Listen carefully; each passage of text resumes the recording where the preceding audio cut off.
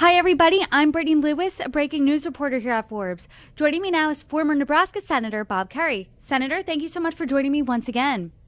You're welcome. Nice to be with you. It's nice to be with you, especially right now because there was big news out of Nebraska. There was a push to change the Electoral College votes to a winner-take-all format. That eventually did fail. What are your thoughts on it failing? Well, I think Mike McDonald, who was the person standing in the door, he was willing to vote no on it. And by the way, he had switched parties because the chair of the Democratic Party basically drove him out of the party. She didn't like his views on, I think it was on abortion. Anyway, so he had lots of reasons to vote yes, except he thought it was the wrong vote, and he stuck with no. And the big background. I'm sure you've seen this in the country. There genuinely is a rural-urban split. People in rural America think they're not being well represented, and in some cases, like in Nebraska, people in the urban area, primarily Omaha, think they're not being well represented. And if he'd have cast the vote yes and gone winner take all those people in Omaha in a presidential election, well, they wouldn't matter because they get overwhelmed with the vote coming in from rural Nebraska. So I think it increases the chances in the state legislature that rural and urban senators are going to more likely work together than if it had gone winner take all. I want to tell people how exactly it works in Nebraska because only two states, Nebraska and Maine, do the electoral votes this way. So in Nebraska, there are 5 electoral votes. 2 votes go to the popular vote, and 1 is awarded to the winner in each congressional district. You think it's more fair to do it this split way. Do you think every state should follow Nebraska's lead? No. No. Why not? Well, I don't know. I don't know every state. The only state I know really well is Nebraska, and there's a big. What's happening in Nebraska is the population is moving into I think 3 or 4 cities. Omaha's growing, Lincoln's growing, Bellevue is growing, and they're all in that urban concentration in eastern part of the state. And the rural population, as a fraction of the total population, is in decline. So if you, at the moment that's occurring, if you basically say to rural area, we're gonna basically take all your votes, put them all together, and we're gonna take power away from Omaha. It may feel good at the time, but it's not a good idea because you'll pay for it in the end. Because on their own, there's this movement to help Joe Biden win that district. It's all come from the grassroots up because the blue dot they're calling it. You don't know what, and they're putting signs up. They don't put Biden's name up. They just put Harris's name up. It's just blue dot. So that would be taken away from them. And when you take power away from people, they tend to get angry. So I think rural Nebraska would have paid a price for that. They would have had a harder time with school aid distribution and other things that's based upon a formula that's determined at the state level. So I think it may not feel on the surface of the political thing that the rural part of the state was benefited, but in long term they will benefit from this. Obviously, Democrats wanted to keep it this way because that would potentially give Harris the chance to win 1 electoral vote in Nebraska. How do rural Nebraskans feel? Do they like this unorthodox system of the Electoral College votes? I don't know. They probably hadn't focused on it much until just now because everybody knew what it was. I should say everybody who pays attention to the details of voting. Which is probably 30% that really know what's going on that way. But at a minimum, people are going to be paying attention to Nebraska more than they would have been otherwise, and that's going to be good for the state. Senator, we spoke a few months ago and we spoke about the national debt. We also were able to connect right after the debate between President Biden and former President Donald Trump.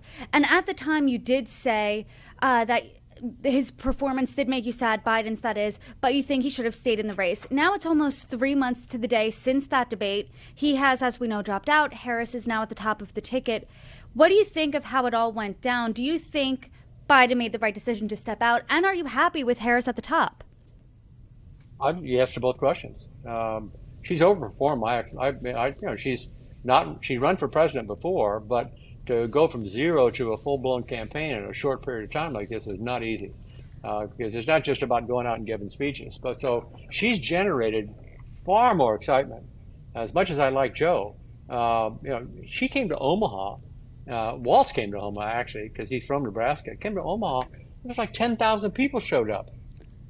We don't get that kind of audience except for football games. So it's startling the kind of grassroots enthusiasm there is, the number of people showing up for events or registering to vote, and that's good. I think her policies are good. I prefer them to Trump, so I hope she wins. But independent of that, there's a lot of enthusiasm, a lot more enthusiasm than there was when Joe was at the top of the ticket. He was showing that he was going to have difficulty winning. He wasn't generating, and when I campaigned for him, I saw it as well. Not that he showed any decline. He's just not one of those guys that's terribly exciting. I'd go out there in Iowa and there'd be like 20 people show up, and down the street, Bernie Sanders was there with like 5,000 people showing up. So it's a good thing in some ways because it means he's focused on the issues, and the issues can get real boring. But what Kamala has done is demonstrated there's a lot of excitement still for what the Democratic Party is trying to get done. The Democratic agenda under her leadership, I think, is going to excite more and more people all the way through the election. There was a lot of excitement. There still is a lot of excitement. And it has been described, her campaign, as high on vibes, a little light on policy, because when you think of the top issues facing Americans, it is the economy, it is inflation, it is immigration, amongst other things. And there are two key questions here. What do you say to her? What do you say to the fact that people feel the economy was better under Trump opposed to President Biden and the Biden administration, and that the policies she's proposing sound great? Where have they been the last 3.5 years? How do you think in her short campaign she's been able to answer these? They're tough questions to answer. I mean, she's got to establish her own persona, and I think she's done that. I mean, the idea that we don't know what her policy are is massively frustrating. I mean, they know what her voting record was. They know what she did when she was vice president. They know what she did when she was in the Senate. They may like, dislike, but it's not like she hasn't disclosed what she's for. She's got a lot of things that are completely on the record. She's establishing her independence. I think her speech at the Economic Council was good. But my God, I mean, who'd have thought that the alternative is going to be Donald Trump, who's for a 200% tariff on Chinese cars. The Republicans have been against tariffs. They've been a free trade party. And his policies on the economy keep like changing every day. So I think it's a little bit unfair, but so what? She's got to be sharper and let people know what she's going to do in the future. I think there's a good case that her economic plan is better. What she wants to do with the economy is going to be fair and stronger and better than what former President Trump is proposing. But she's got to continue to make that case. And immigration, she's got a simple response. You had a bipartisan bill, and the president killed it. But whether that turns into 270 electoral votes, I don't know. You're not. As a reporter, you're not going to be able to tell us who won the election on the night of the election. Pennsylvania's not going to get called. Georgia's not going to get called. There'll be lots of states that are not going to be called right away. And right away, yeah. In some cases, it could be. You're going to say something. I kept talking. I'm sorry. No. I was just going to make a joke. I was going to say my calendar is clear from November 5th on for the next week at least, because it appears that it is going to be that tight of a race. And she has become more moderate in her views since she ran for president 4 years ago. She flip-flopped on fracking. She's more moderate when it comes to immigration policies. Do you think this is a good thing? Of course it's a good thing.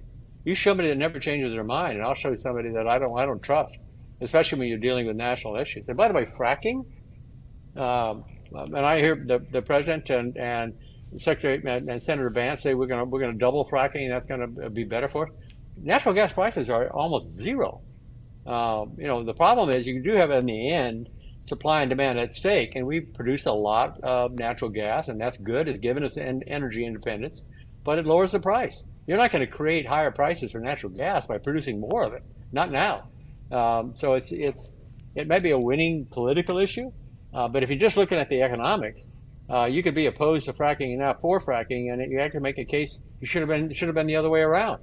You should have been before it now, and maybe against it today. In order to, if you're concerned about the price of natural gas and the survivability of those industries, I don't know which side is going to be have the facts behind them. But if I'm not troubled by any politician who says yesterday this is what I was for, and today this is what I'm for. I've got a changed conclusion as a consequence of assessing the same set of facts. That not only doesn't trouble me, that's what I want. I want somebody who's got the capacity to be sufficiently flexible that they'll alter their position if the facts change. I do now want to look back at our last conversation because we did talk about the national debt. Why do you do that? Well, because I liked the conversation so much, I wanted to have you back on because at the time the candidates were Biden and Trump, and you said both candidates need a better answer to what's your proposal to paying off the national debt. Now we're less than 2 months from Election Day. Do you feel like we have an answer from either candidate, a good plan of how they're paying off the national debt? Well, all I know is which one increases the national debt more. That's all I've got. I don't have a plan. Harris's program increases the debt by $1.5 trillion, and Trump's increases it by 4 or 5 trillion. So, unfortunately, it doesn't seem to have a big impact on at the moment in politics. But it definitely will. I mean, I think I've told you before. If not, I'm boring you for the second time. But the most important number when it comes to the debt is what are you going to do about Social Security and Medicare? The two biggest programs at the federal government level. And there, it makes older people like me uncomfortable with it, but here's how the program works. We tax you, because you're in the workforce. We levy FICA tax on you to pay for Social Security and for Medicare, and we transfer that money to beneficiaries who worked hard and they deserve but the number of people that you're taxing versus the number of people you're transferring money to matters. It's not a pension fund. It's a transfer program. And right now we tax 3 people for every 1 worker, every 1 beneficiary, 3 to 1. In 7 years, it's 2. And you don't get to choose Warren Buffett and Elon Musk to tax. It's an average of 180 million people that are paying into FICA, or 200 million, or whatever the number is, a big number. But we got fewer people going to be taxing, and less money we're able to transfer. And we've got to solve that problem because it's the interest today as we talked about it, on the national debt is larger than defense. So no, there's no way that either one of these candidates, either Harris or Trump, could claim that they've got a plan to pay off the debt. They don't. Both of them increase the debt.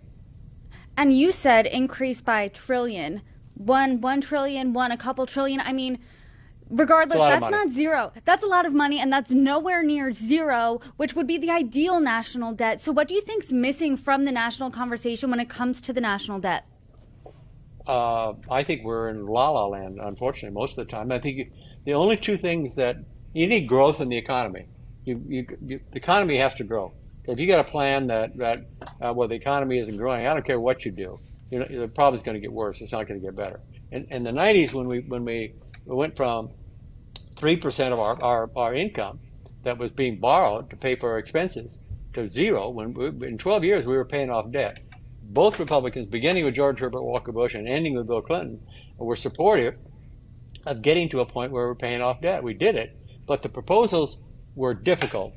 Made it a lot easier by economic growth, but they were hard. There's only 2 things you can do.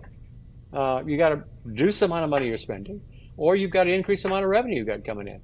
And both of those are unpopular.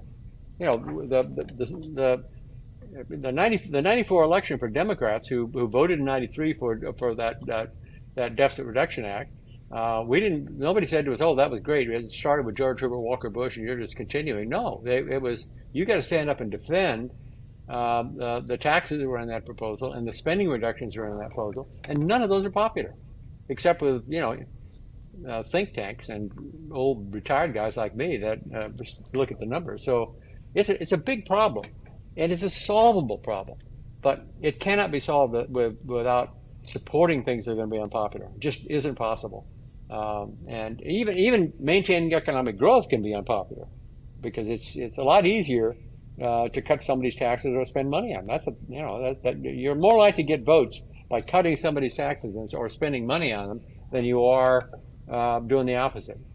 And so take the proposal to increase the tax on people who are getting Social Security. That was in the 93 bill.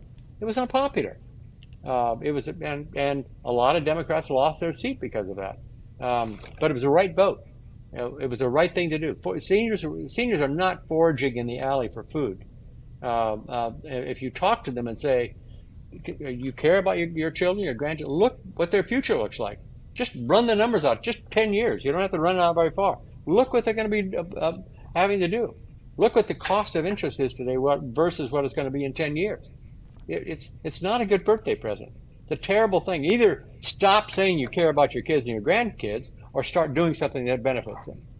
Senator, you're painting a pretty grim picture here, but I think it's important for our viewers to hear. You're saying that this is a solvable problem, though, so some silver lining there. Let's say you're tapped to be an advisor for either Trump or Harris, whoever wins the election. How are you advising them to bring down the national debt?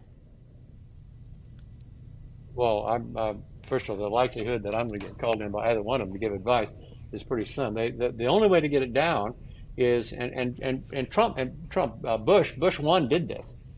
He cut a deal with the Democrats, and it's a different time, 1990, when he did this. He said, I'll support a small tax increase if you guys will support spending restraints. And it was difficult for both parties. It probably cost him the election when he ran again in 92, but he did it. And all we did in 93 and 97 is to amend that underlying, but in both cases, all three cases, there were things in there you could attack viciously. You could say, I'm for deficit reduction, I'm going to get rid of the debt, but I don't like this little thing in there. It's not going to be perfect. And you're always going to have somebody that's going to be able to say, oh, you put me out of business because you've cut back my subsidy, or you're making life difficult because you're asking me to pay more in taxes. I don't think that's grim at all. I think that's what Americans do at their best. We had this wonderful celebration about the 75th anniversary of D-Day. My God, those guys sacrificed when they landed on Omaha Beach. I mean, they were risking, and many of them gave their lives. There was no guarantee they were going to get anything out of it, and we benefited from it. I'm not saying anybody has to lay down their life in order to get this done, but it's going to feel that way in politics. So you got to acknowledge that for a Democrat to agree to spending restraint and a Republican to agree to a tax increase is very difficult. And there's a reason it's difficult. And it's not an illogical reason. You can't demonize it. You can't belittle it. I know this is going to be difficult for you, but if you support something that's going to be difficult for you, I'll support something that's difficult for me.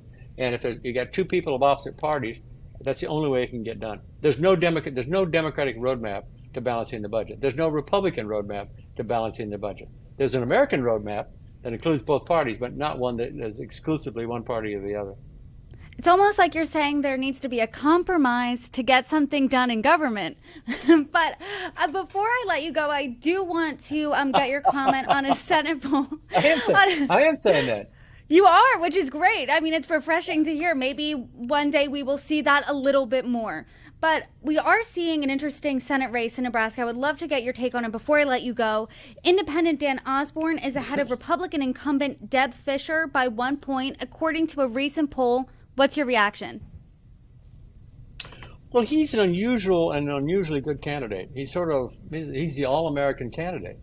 Doesn't wear a tie. He works for a living. Knows how to do machine work, and he's a all-American guy. His problem is going to be money. If he's got money to stay on the air, he's going to be competitive all the way through. If he doesn't, he won't be. But he's a really, really good candidate, really strong. I wouldn't want to run against him for that matter, because he just looks like what everybody says they want. Senator Bob Kerrey, I appreciate the conversation. I hope you come back on pretty soon, or anytime between now and the election and beyond. Whenever you ask, just the answer is yes. All you have to do is ask. Great. Okay, well, I will definitely take you up on that. Thank you so much for joining me. Okay. You're welcome.